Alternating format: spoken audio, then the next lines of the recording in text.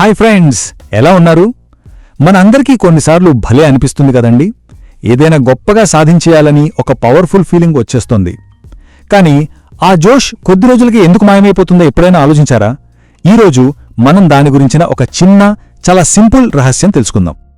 అవును కదా, ఒక మంచి సినిమా చూసినా, ఒక స్ఫూర్తివంతమైన మాట విన్నా, అబ్బా మనమే ప్రపంచాన్ని మార్చేయొచ్చు అనిపిస్తుంది. ఆ ఫీలింగ్ అదెంత బావుంటుందో కదా. కానీ 1-2 రోజులు గడిచేసరికి ఏమవుతుంది? ఆ గాలి అంతా పోతుంది. మళ్ళీ మనం ఎప్పటిలాగే మామూలుగా అయిపోతాం. అయ్యో, నాకే ఎందుకిలా జరుగుతుంది అని అస్సలు బాధపడకండి. ఇది మనందరి కథే. ఇది చాలా చాలా సహజం. అయితే ఈరోజు మనం ఒక చిన్న మ్యాజిక్ ట్రిక్ నేర్చుకుందామా? ఆ మంచి ఫీలింగ్స్ని, ఆ జోష్ని ఎక్కువ కాలం మనతోనే ఉంచుకోవడానికి ఒక చిన్న చిట్కా. చాలా సరదాగా ఉంటుంది. పదండి మరి. ఓకే, ఇప్పుడు అసలు విషయానికొచ్చేద్దాం. మనల్ని మార్చేది పెద్ద పెద్ద ఆలోచనలు కాదండోయ్, మనం ప్రతిరోజూ చేసే చిన్న చిన్న పనులే. వినడానికి చాలా సింపుల్గా ఉంది కదా. అదేంటో చూద్దాం. ఇక్కడ చూడండి, 2 రకాల ఆలోచనలున్నాయి. పాత ఆలోచనేంటంటే, అబ్బా నాకు మంచి మూడొచ్చినప్పుడు మొదలు పెడతా అని అనుకోవడం. మరి కొత్త ఆలోచనేంటంటే, పర్లేదు, మూడెలా ఉన్నా పర్లేదు, ఈరోజు ఒక చిన్న పని చేద్దాం అని మొదలుపెట్టడం. మొదటిది మనల్ని కాస్త సోమరిగా చేస్తే, రెండోది మనకి తెలియకుండానే మనల్ని హీరోగా మారుస్తుంది. అంటే సింపుల్గా చెప్పాలంటే, స్విమ్మింగ్ ఎలా చేయాలో పుస్తకంలో చదివితే సరిపోదు కదా, నీళ్లలోకి దిగి చేతులు కాళ్ళు ఆడిస్తేనే వస్తుంది. అలాగే మన జీవితంలో కూడా కేవలం తెలుసుకుంటే సరిపోదు, చెయ్యడం మొదలుపెట్టాలి. అప్పుడే మన కథ మారుతుంది. సరే, ఇప్పుడు కొన్ని సరదా కథలు విందామా? మనలాంటి వాళ్లే చిన్న చిన్న మార్పులతో వాళ్ల జీవితాలని ఎంత కలర్ఫుల్గా మార్చుకున్నారో చూద్దాం రండి. ఈ అబ్బాయి పేరు కార్తిక్, ఒక స్టూడెంట్. తన ప్రాబ్లం మనందరికీ తెలిసిందే.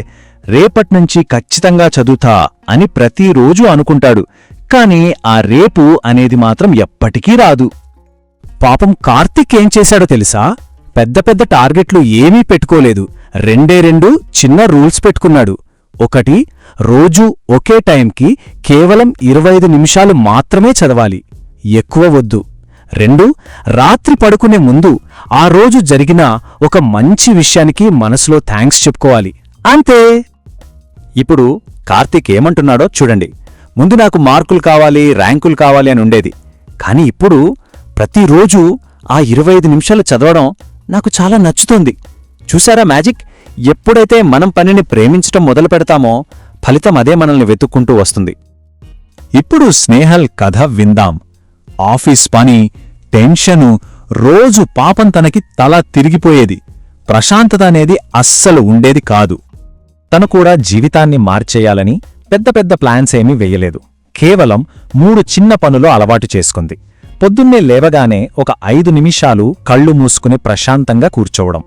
రాత్రి పడుకునే ముందు ఆ రోజు తను సాధించిన 3 చిన్న చిన్న విజయాలు రాసుకోవడం.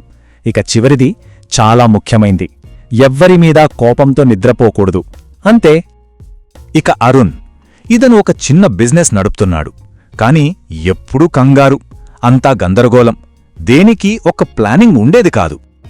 అతను ఏం చేశారంటే, ప్రతిరోజు ఉదయం తన టీంతో ఒక 15 నిమిషాలు మాట్లాడటం మొదలుపెట్టాడు.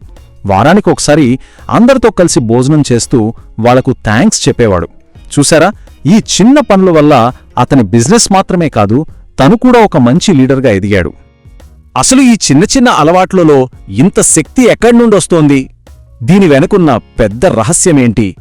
మన చుట్టూ ఉన్న ప్రకృతి, గొప్ప గొప్ప వాళ్ళు మనకు ఏం నేర్పిస్తున్నారో ఇప్పుడు చూద్దాం. ఒక్కసారి ఒక నదిని ఊహించుకోండి. అది చాలా నెమ్మదిగా, చాలా ప్రశాంతంగా ప్రవహిస్తూ ఉంటుంది, రోజు ఆగకుండా.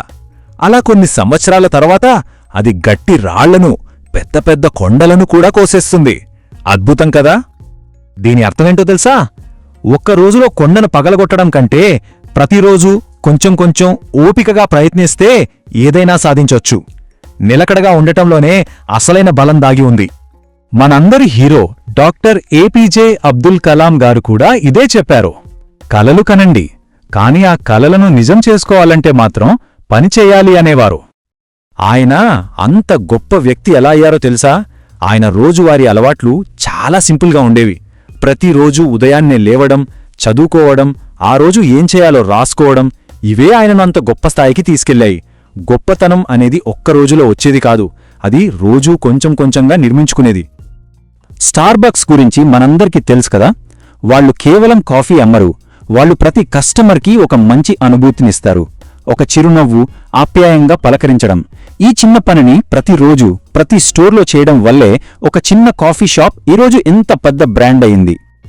సరే, ఇన్ని కథలు విన్నాం కదా, ఇప్పుడు మనవంతు. అస్సలు భయపడకండి, ఇది చాలా సులభం.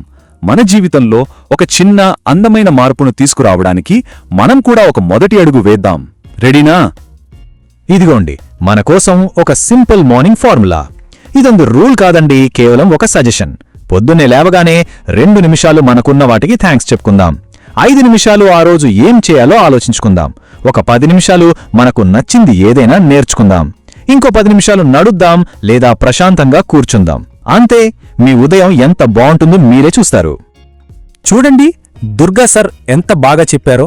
మనకొచ్చే స్ఫూర్తి ఒక అగ్గిపుల్ల లాంటిది. అది నిప్పును వెలిగిస్తుంది, కాని ఆ నిప్పు ఆరిపోకుండా మండాలంటే మన రోజువారీ అలవాట్లనే కట్టెలు వేస్తూనే ఉండాలి. నిజమే, విజయమంటే ఒక్కసారిగా ఎగిరి దూకడం కాదు, ప్రతిరోజూ ఓపికగా వేసే ఒక చిన్న అడుగు. పదండి, మన ఈ ప్రయాణాన్ని ఒక మంచి మాటతో ముగించుకుందాం. వీలైతే దీన్ని ప్రతిరోజూ ఉదయం మీకు మీరు చెప్పుకోండి. గుర్తుంచుకోండి ఫ్రెండ్స్, చిన్న చిన్న చినుకులే ఒక పెద్ద వరదవుతాయి. అలాగే రోజూ చేసే చిన్న పనులే ఒక రోజు మనల్ని విజేతగా నిలబెడతాయి. అంతా మంచే జరుగుతుంది. Take care.